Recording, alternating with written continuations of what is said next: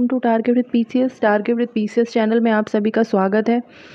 तो नोटिफिकेशन आ चुका है, उसका वीडियो चैनल पर डल गया है, उसको जा कर के देख लीजिए। एक छोटा सा कन्फ्यूज़न जो कि आप सभी के मन में होगा उसको दूर कर देते हैं यहाँ पर।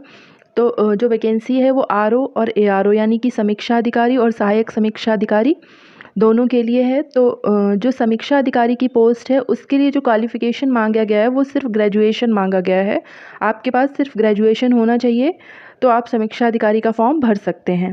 और उसके बाद जो है वो है सहायक समीक्षा अधिकारी यानी कि असिस्टेंट रिव्यू ऑफिसर। उसके लिए मांगा गया है ग्रेजुएशन प्लस ओ लेवल का डिप्लोमा होना चाहिए आपके पास।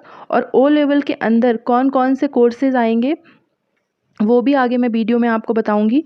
तो यही छोटा सा डिटेल है इसमें। बाकी जो बाकी सारी इन्फॉर्मेशन पहले वाली वीडियो में बता दी गई है। यहाँ पे सिर्फ एक ही यही कन्फ्यूज़न था कि समीक्षा अधिकारी के लिए सिंपल ग्रेजुएशन आपके पास है तो आप फॉर्म भर सकते हैं, और सहायक समीक्षा अधिकारी के लिए यानी कि असिस्टेंट रिव्यू ऑफिसर के लिए ग्रेजुएशन प्लस ओ लेवल आपके पास होना चाहिए।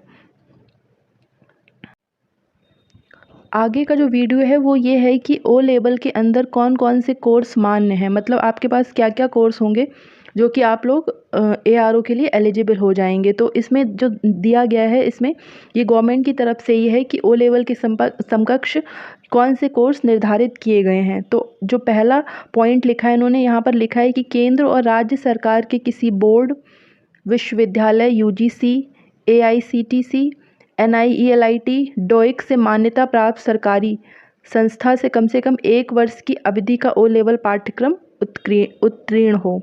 सेकंड पॉइंट लिखा है कि केंद्र राज्य सरकार के किसी बोर्ड, विश्वविद्यालय या फिर यूजीसी, ये एनआईईएलआईटी, डोइक से मान्यता प्राप्त निजी संस्था से 10+2 के उपरांत कंप्यूटर में कम से कम 1 वर्ष की अवधि का निम्नलिखित पाठ्यक्रम उत्तीर्ण हो। उसके अंदर कौन कौन से पाठ्यक्रम आएंगे?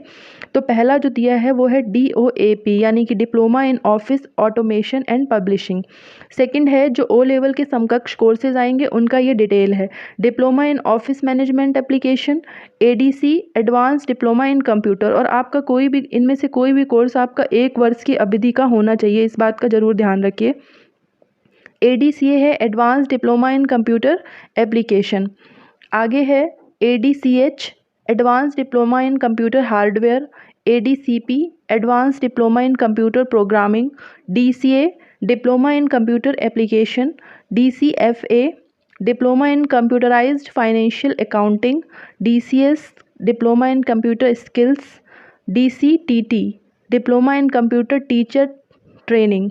डिप क्या है? DIP diploma in programming, DISA diploma in information system audit. 13 point है DISM diploma in software management, DIT diploma in information technology, DST diploma in software technology, DTP diploma in desktop publishing, MDC है master diploma in computer application. 18th point है MDCISM master diploma in computer information and system management. MDIT है master diploma in information technology. MOMSP है diploma in modern office management and secretarial practice. 21st है CI&SN यानी कि continuous integration and system networking course. ADCST है advance diploma in computer software technology. Next है ADHN advance diploma in hardware and networking. ADI है advance diploma in information technology. ADP है automated data processing course. ADSE है advance diploma in software engineering. AITT है all India trade test. और last है PGDCWD यानी कि post graduate diploma in computer web designing. तो केंद्र सरकार के किसी भी बोर्ड से मान्यता प्राप्त निजी सरकारी संस्था से 10+2 स्नातक के उपरांत की जाने वाली कम से कम 1 वर्ष की अवधि का PGDCA DCA पाठ्यक्रम उत्तीर्ण हो। ठीक है, ये सारे कोर्स आपके पास हैं। और स्नातक स्तर पर एक विषय के रूप में अगर आपने कंप्यूटर साइंस या कंप्यूटर एप्लीकेशन आपके पास रहा हो तो भी आप एलिजिबल हैं। BSc IT MCA BTech A level B level C level के computer course, BCA MSc cyber law and security, BSc में कंप्यूटर साइंस कंप्यूटर एप्लीकेशन एक विषय के रूप में कम से कम 1 वर्ष में अगर आपके पास है तो भी आप एलिजिबल हैं।